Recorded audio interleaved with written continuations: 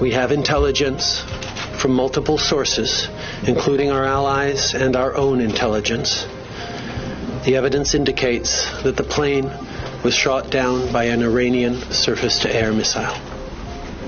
This may well have been unintentional.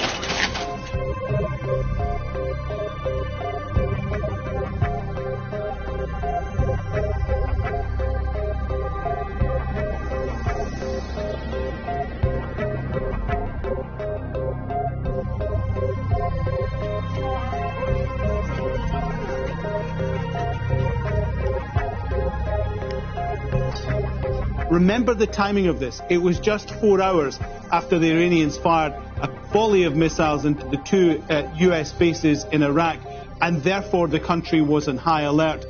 All sorts of mechanisms would have been implemented, including a missile defense system, and it may well be that that missile defense system was not switched off.